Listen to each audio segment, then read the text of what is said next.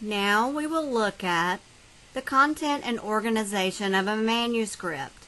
This is part 1 of the presentation.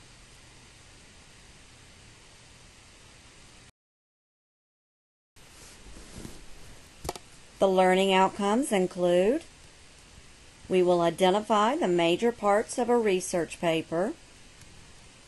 We'll learn to use APA format for consistency. We'll be able to summarize the main points of the paper in an abstract. We'll select a title that allows others to understand your topic.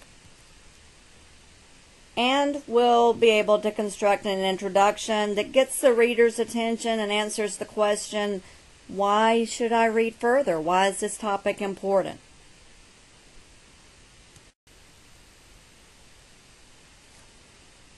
Here I have a link to a sample APA format that you might want to refer to in the future.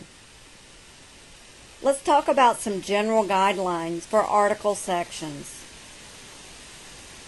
Most academic papers will have an introduction, will have a theoretical background or a literature review or an overview of some sort, will describe the method that's used to analyze the problem, will report the results, and we'll have a discussion and possibly a conclusion section for their paper.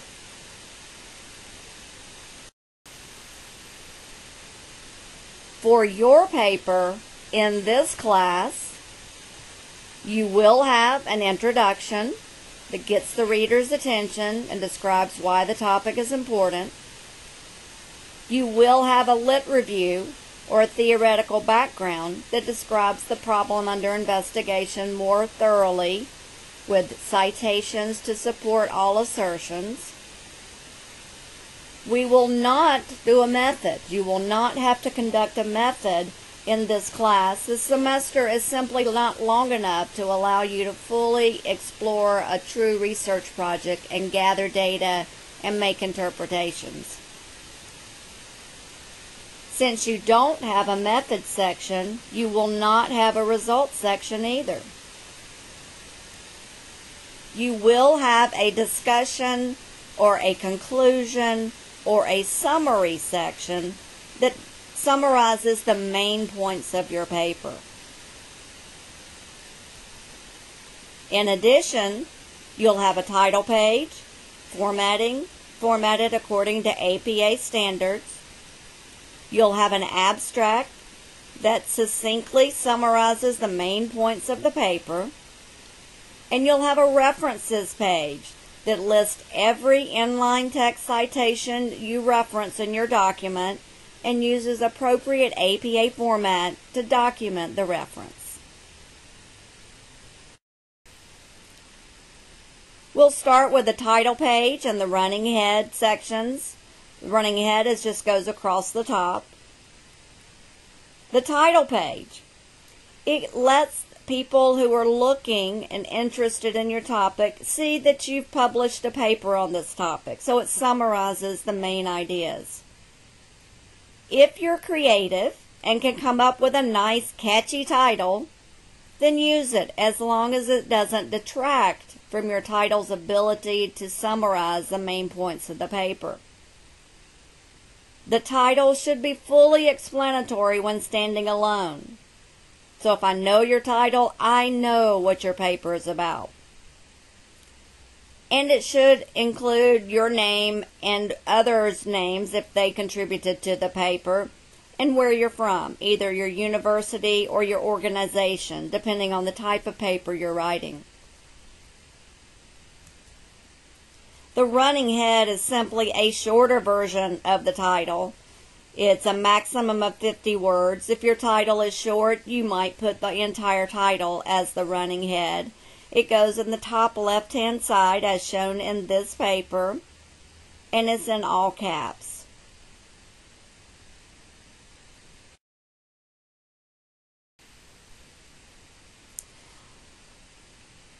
To look at a title, I used one of my titles that was actually a working title. It wasn't exactly the final version of the title, but it was called The Russian and Ukrainian Information Technology Outsourcing Market, Potential, Barriers, and Management Considerations. What we wanted to do with this title was to make sure that others looking for similar topics or who were interested in this would be able to find our paper. So anyone looking at IT outsourcing or outsourcing in Russia or former Soviet bloc countries would be able to come here. Anyone looking at outsourcing to another country might find some information here. That's why we've got outsourcing in the title. We also used keywords to help people find our paper if it was relevant to what they were looking at. But you can look at our title and probably come up with maybe a catchy title or maybe a better way of saying it. And I encourage you to let me know if you come up with some ideas or to put them on the discussion board and let the class discuss them. Feel free to rip the title apart. This was not exactly the final title we used, I don't believe. Papers go through multiple revisions along the way. Now we'll look at the abstract. And here in this sample, you see a sample of an abstract. It's usually one paragraph. It's usually under 200 words, although that varies depending on who you're submitting the paper to and who will be reading it. Many journals or conferences will have other limitations, or even editorials you might do will have limitations on each of the sections that you're able to use. So these are just the sections that APA recommends you use. You should always use whatever format is appropriate for the document you are preparing. So an abstract should briefly but completely summarize what your paper is about. It's very important, but you can't do it until the research is finished because you don't know what the research is going to find. So your abstract, although it comes first in the document, it's written last. As you go through and begin to do academic research in this class and start reading papers, you'll find out how important the title and the abstract are for locating works that are related to your topic. You will oftentimes only read the abstract and the title, of course, but you'll only read the abstract and determine from that, is it relevant? So your abstract must completely, accurately, and succinctly summarize the main points of the paper. It must be accurate, so you want to make sure you report accurately what you found. It must be able to stand alone. It must be short and very specific. Typically in academic papers, it's non-evaluative. It's not condemning or supporting any particular side of the issue. It's simply giving you an overview of it. And of course, it must be coherent and readable for your target audience.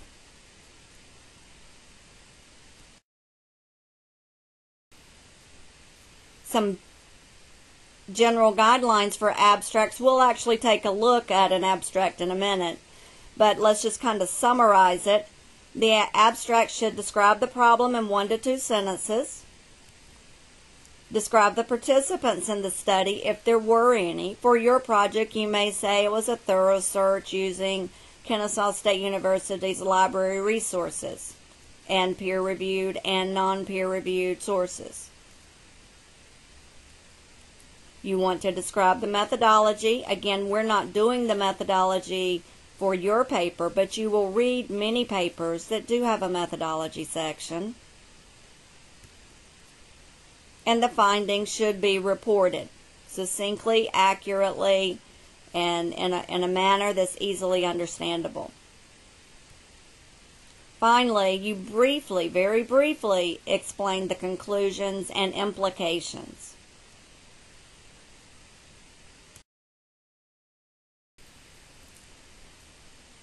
For this, I decided to use a working abstract that was modified, but here's one we started with at one point during the article preparation stage, and we're going to evaluate it according to the guidelines we just looked at for abstracts. So first, the problem under investigation should be summarized in 1 to 2 sentences. In our paper, we started with this study describes the advantages and disadvantages of IT outsourcing to Ukraine and Russia. So in that, we used 1 sentence and we described what we were doing.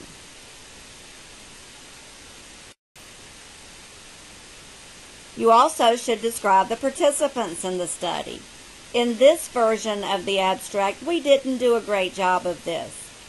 We described the participants as the Russian-Ukrainian IT workers' teamwork perceptions, so we hinted that we must have asked questions or interviewed or somehow gathered data from Russian and Ukrainian IT workers, but we did not specifically describe our participants. Probably would have been helpful to say we surveyed 66 Russian and Ukrainian IT workers to gauge their teamwork perceptions. We also should have described the methodology used. In this version of the abstract, I don't think we really did that. Probably would have been helpful to say we surveyed 66 Russian and Ukrainian IT workers. We delivered the survey via SurveyMonkey and gathered our participants through contacts with a university in the regions. We didn't do that in this version. We did in a later version of the abstract. So that's kind of showing the revision process that papers go through.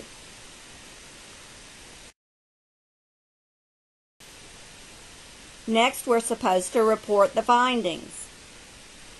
Here we say our results indicate that well-educated and teamwork-oriented Russian and Ukrainian information technology employees may increase the chances of IT outsourcing success. That shows some of the findings. In later versions, we did describe how the results indicated more similarities than differences between the Ukrainian and Russian IT workers, with differences with Ukrainian women and Russian women being more alike than Ukrainian men and Russian men. So this does an initial job, but we refined it over time. Then we briefly explained the conclusions and implications. So while we found very good teamwork perceptions that may help when doing IT projects, the very last 2 lines say we remain skeptical regarding the political, economic, legal, social, and business environments. So we found some challenges there that may have to be overcome.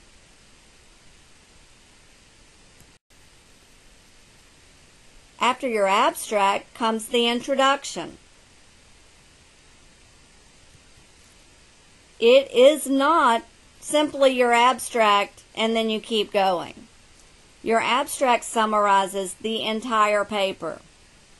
Your introduction simply introduces the topic and gets the reader interested. If you cut and paste your abstract into the introduction and then continue on, you're not going to get full credit for the introduction. It should in an overview manner, introduce what it is that you're going to talk about in your research paper. It should describe how you gathered the research or how you went about narrowing the topic.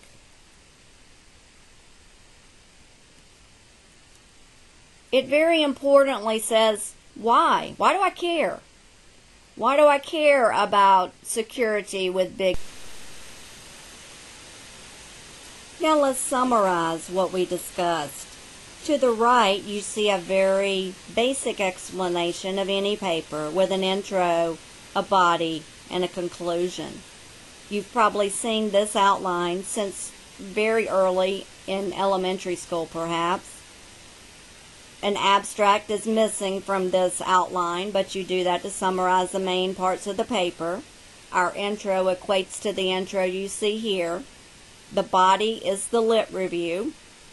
The method and results are missing from this paper, which then has a conclusion. So we looked at the major parts of an academic research paper, and they include the abstract, the intro, a background or literature review or body section of your paper, a method, a results section, and then a discussion and or a conclusion. For this lesson, we went through the abstract and the introduction, along with the title page, and running head. You should use APA format throughout for the research paper assignment.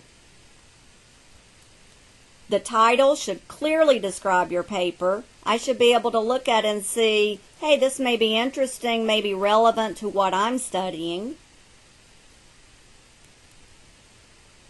Once I look at the title, I will probably then pull the paper or open it in PDF and read the abstract. If the abstract convinces me this is relevant to my topic, I'll read further. Otherwise, I won't.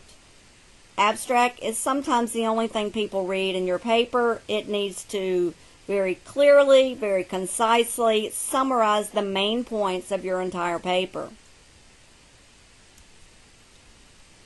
The introduction should get the reader's attention and convince them they should keep reading. So if you're doing a project on big data and security or cloud computing, you can get the reader's attention by describing how much data is out there, or how much data is insecure, or how many breaches we have each year, how many identity theft problems we have each year. Use some statistics to get the reader's attention.